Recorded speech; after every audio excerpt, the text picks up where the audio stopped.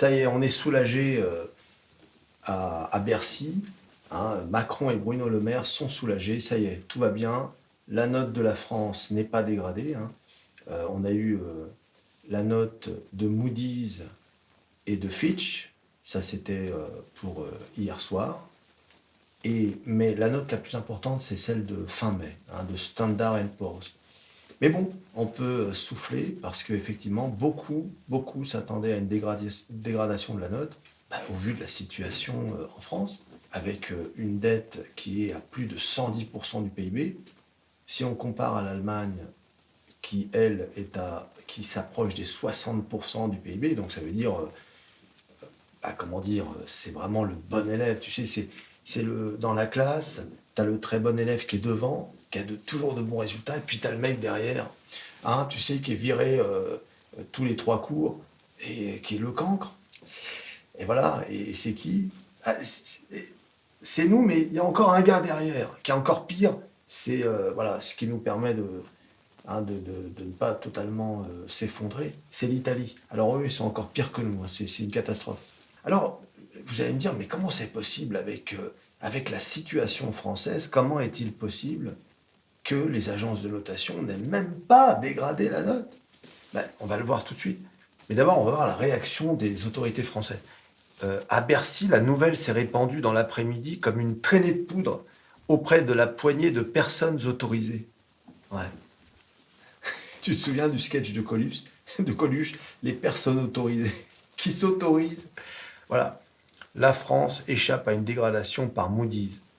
L'agence de notation a maintenu vendredi la note souveraine de la France au niveau AA2, hein, le meilleur étant triple A, avec perspective stable, voilà, jugeant le risque de défaut très faible malgré la récente dégradation des finances publiques du pays.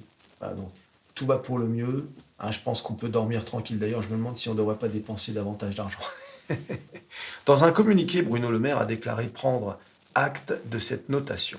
Je cite, « Cette décision doit nous inviter à redoubler de détermination pour rétablir nos finances publiques et tenir l'objectif fixé par le président de la République, être sous les 3% de déficit en 2027. » Le ministre entend poursuivre une stratégie fondée sur la croissance et le plein emploi, les réformes de structure et la réduction des dépenses publiques. Bon, c'est à peu près ce que nous avait promis Emmanuel Macron en 2017, et même lorsqu'il était ministre sous Hollande.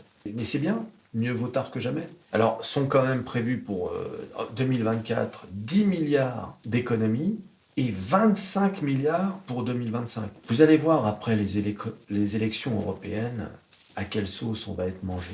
Parce que là, tu as vu, hein, ils sont quand même assez tranquilles. On évite de trop se dévoiler parce qu'il y a les élections dans un mois et demi, le 9 juin. Hein, d'ailleurs, dépêchez-vous si vous voulez vous inscrire sur les listes électorales. Je crois que c'est jusqu'au 3 mai. Hein.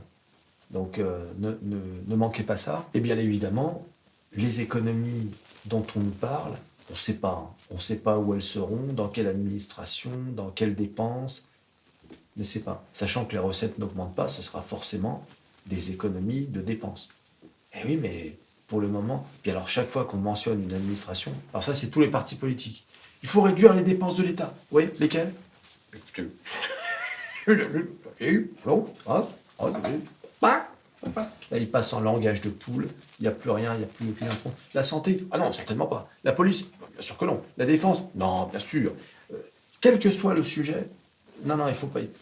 À un moment donné, tu vas les faire où les dépenses? Hein? Alors ils ont commencé à annoncer pour les chômeurs, ça va être une broutille qui va rien rapporter. Alors les agences de notation ont déjà fait savoir qu'elles ne croient pas qu'en 2027, nous serons à 3%. Voilà. D'ailleurs, personne n'y croit et c'est bien naturel. On ne va pas passer à 3% comme ça dans les 3 années qui restent, bien sûr que non. Alors la note de la France demeure alors parmi les plus sûres attribuées par Moody's, l'équivalent d'un 18 sur 20 quand même. Alors, tu te souviens quand tu étais au lycée, 18 sur 20, ouais, voilà, c'était quand même, voilà, tu faisais partie de l'élite, hein, donc c'est pas mal. Alors, ce qui est terrible, c'est que ça fait 50 ans, un demi-siècle, que les finances de la France se dégradent. Et forcément, les agences de notation le savent, Et même si elle dégrade la note dans une moindre mesure, la courbe est descendante. Il n'y a aucune perspective, il n'y a rien. Tu sais, tu te dis pas que les politiciens sont en train de mettre en œuvre quelque chose qui, à terme, par exemple dans une dizaine d'années, vont rétablir les comptes. Tu vois bien qu'on n'en prend pas le chemin. Un peu comme ont fait certaines administrations, comme Schröder en Allemagne, qui avait pris des mesures quand même très sévères. Hein. Il y avait des syndicats dans la rue, les gens n'étaient pas contents, mais au final, regarde où en est l'Allemagne aujourd'hui. Même si son économie est en récession, il n'empêche que la dette est une dette quasi exemplaire. Là, attention, le principe de la dette, c'est pas quelque chose de mauvais. La dette est nécessaire, mais encore faut-il que la dette serve à construire des infrastructures, à améliorer en fait le fonctionnement du pays. Mais si c'est une dette qui, un peu comme ce qui s'est passé pendant le Covid, bah, qui sert juste à rembourser des choses, des dépenses supplémentaires, là c'est pas bon du tout. C'est de l'argent en fait jeté par les fenêtres. En fait c'est tout ce qu'il faut pas faire. Si tu utilises la dette pour construire des écoles, des infrastructures, des ponts, des machins, là c'est de l'argent intelligemment utilisé. Parce que ton école, ton pont ou ton hôpital, il va perdurer sur des décennies. J'espère que le Mozart de la finance va nous composer, du coup, pour fêter ça, une nouvelle symphonie. Voilà. Et, et que la France s'en portera beaucoup mieux. Voilà, allez, à bientôt. Salut.